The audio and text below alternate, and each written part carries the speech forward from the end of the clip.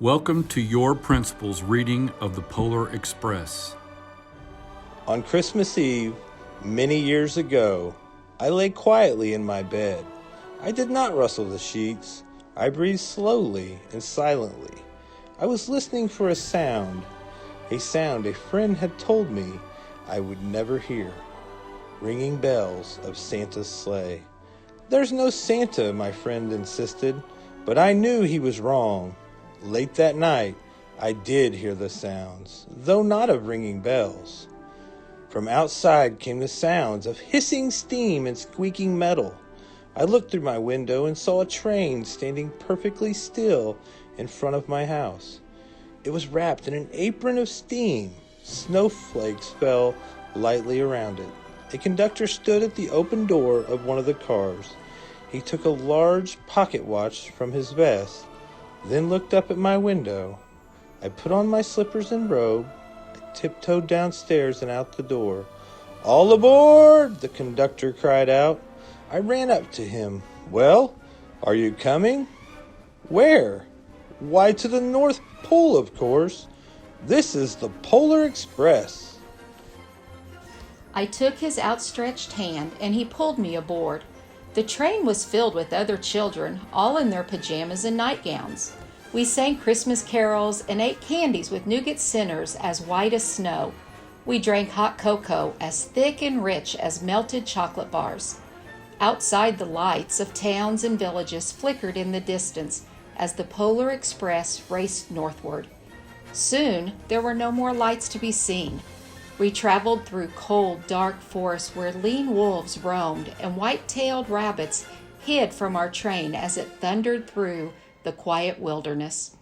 We climbed mountains so high it seemed as if we could scrape the moon, but the Polar Express never slowed down. Faster and faster we ran along, rolling over peaks and through valleys like the car of a roller coaster. The mountains turned into hills, the hills to snow-covered plains.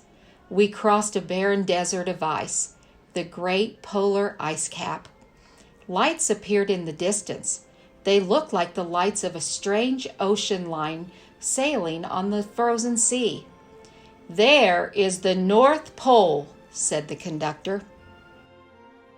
The North Pole. It was a huge city standing alone at the top of the world, filled with factories where every Christmas toy was made. At first we saw no elves. "They are gathered at the center of the city," the conductor told us. "That is where Santa will give the first gift of Christmas." "Who receives the first gift?" we all asked. "He will choose one of you." "Look," shouted one of the children, "the elves!" Outside we saw hundreds of elves.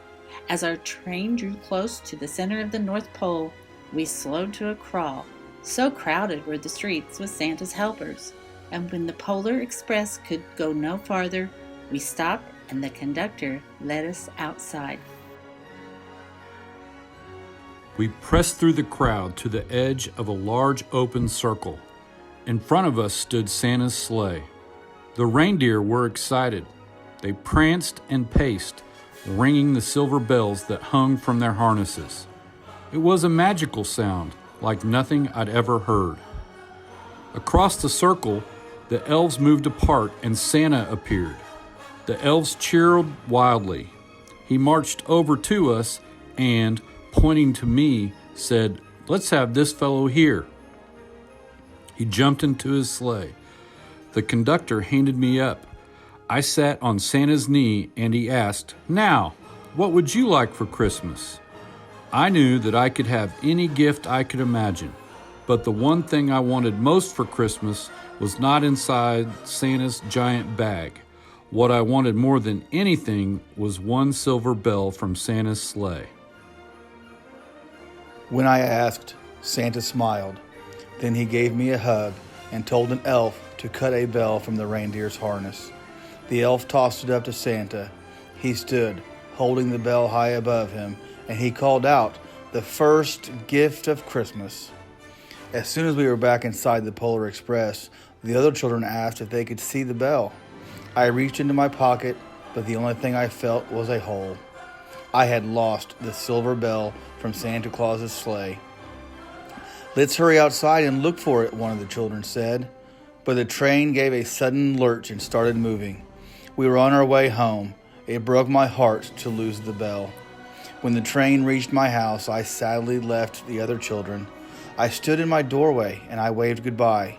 The conductor yelled something from the moving train, but I couldn't hear him. "What?" I yelled at him. He cupped his hands around his mouth. "Merry Christmas!"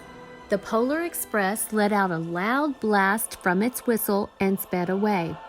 On Christmas morning, my little sister, Sarah, and I opened our presents. When it looked as if everything had been unwrapped, Sarah found one last small box behind the tree. It had my name on it. Inside was the silver bell. There was a note. "Found this on the seat of my sleigh. Fix that hole in your pocket. Mr. C." I shook the bell. It made the most beautiful sound my sister and I had ever heard. But my mother said, "Oh, that's too bad." "Yes, it's broken," said my father. When I shook the bell, my parents had not heard a sound. At one time, most of my friends could hear the bell, but as the years passed, it fell silent for all of them.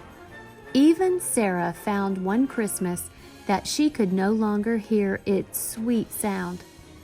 Though I've grown old, the bell still rings for me as it does for all who truly believe.